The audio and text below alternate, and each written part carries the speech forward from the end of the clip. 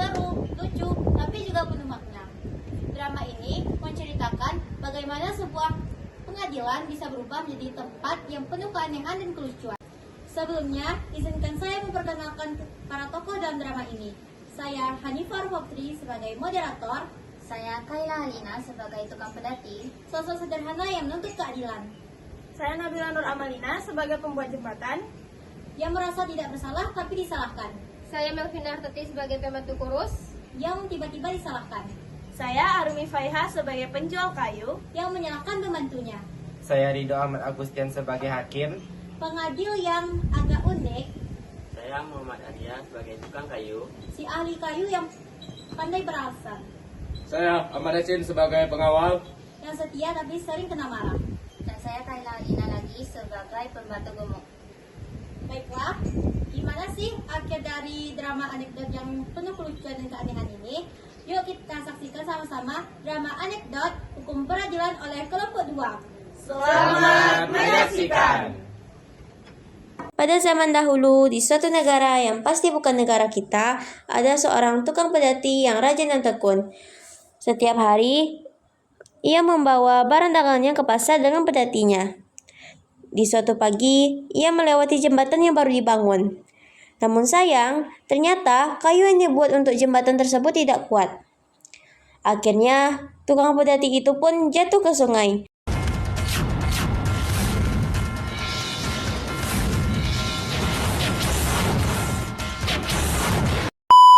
Kuda beserta dagangannya pun hanyut.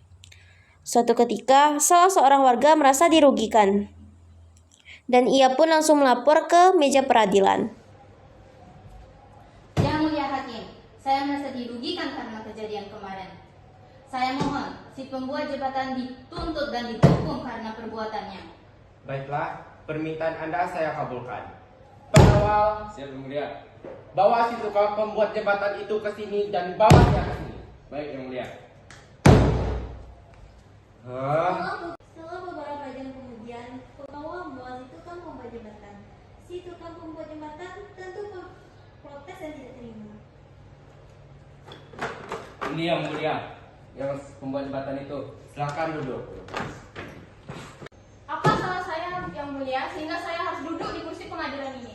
Kesalahanmu adalah karena kamu membuat jembatan yang tidak memenuhi standar, sehingga membuat si tukang pedati dan barang dagangannya jatuh ke dalam sungai.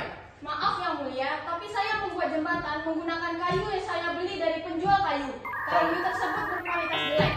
Kalau kamu sudah mengetahui kualitas kayu yang jelek, kenapa kamu gunakan? Begini yang mulia, jika saya menggunakan kayu yang berkualitas baik sehingga keuntungan yang saya dapat pasti sedikit. Dan penjual kayu tersebut merupakan punggawa dari istana sehingga saya sulit untuk menolak kayu yang diberikan oleh penjual kayu tersebut. Oh, begitu ya ceritanya. Kamu saya bebaskan dari tuntutan. Pengawal, Siap Yang Mulia. bawa keluar si tukang pembuat jembatan ini dan bawakan saya si tukang pembuat kayu. Siap Yang Mulia. Setelah beberapa jam kemudian, pengawal membawa si tukang kayu. Ini Yang Mulia, si tukang kayu itu. Silakan duduk. Yang Mulia Hakim, apa kesalahan saya sehingga saya dipanggil ke persidangan? Kesalahan kamu sangat fatal karena kamu menggunakan kayu yang sudah jelek dan rapuh, sehingga menyebabkan seseorang jatuh ke dalam sungai beserta kuda dan pedatinya. Sehingga kamu pantas untuk dihukum dan mengganti seluruh kerugian si pedati. Kalau itu kesalahan saya, jangan salahkan saya. Salahkan saja si penjual kayu, yang menjual kayu yang jelek. Benar juga ya apa yang dikatakan oleh si tukang kayu ini, bahwa si penjual kayu ini. Pengawal, Siap Yang Mulia. bawa si tukang penjual kayu ke sini. Baik Yang Mulia. Pergilah si pengawal menjemput si penjual kayu. Si penjual kayu dibawa oleh pengawal tersebut ke hadapan hakim. Ini Yang Mulia, si penjual kayu itu. Silakan duduk. Yang mulia hakim, apa kesalahan saya sehingga saya dibawa ke sidang pengadilan ini? Kesalahan kamu adalah karena kamu menjual kayu yang tidak bagus kepada si tukang kayu, sehingga menyebabkan si tukang kayu membuat jembatan yang tidak kokoh. dan menyebabkan seorang pedati jatuh ke dalam sungai serta barang dagangannya. Jika itu permasalahannya, jangan salahkan saya. Yang salah adalah pembantu saya. Dialah yang menyediakan berbagai macam jenis kayu untuk dijual. Dialah yang salah memberikan kayu yang jelek kepada si tukang kayu itu. Pengawal, Siap, Yang Mulia. bawa si pembantu itu ke hadapanku. Siap, Yang Mulia. Maka si pengawal pun menjemput si pembantu, seperti halnya orang yang telah dipanggil terlebih dahulu oleh hakim. Ini Yang Mulia, si pembantu gemuk itu.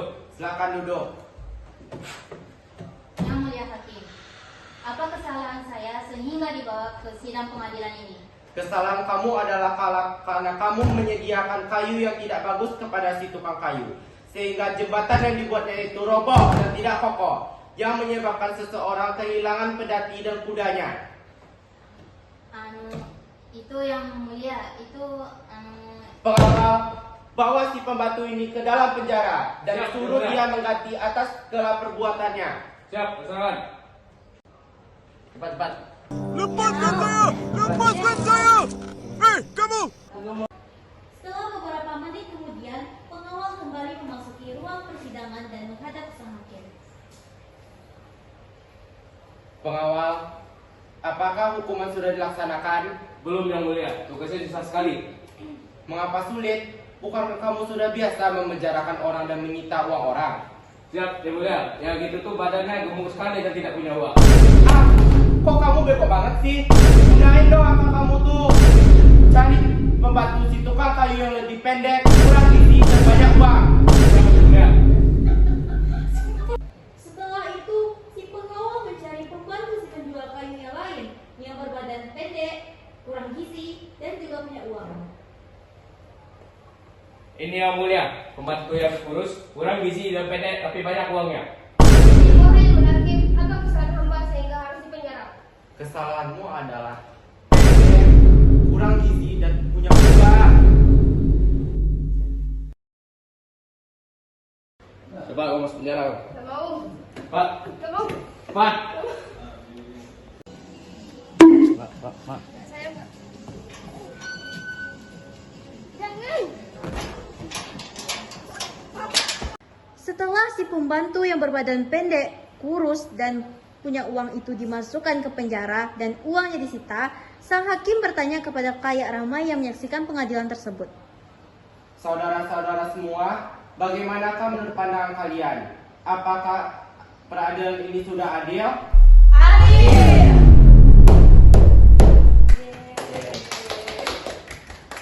Pembantu kurus pun dipenjara dan uangnya disita untuk ganti rugi, sekaligus upah bagi yang mulia hakim. Perkara selesai dan rakyat pun pulang dengan rasa yang bahagia, kecuali si pembantu kurus yang harus mendekam dalam penjara dan harus kehilangan uang.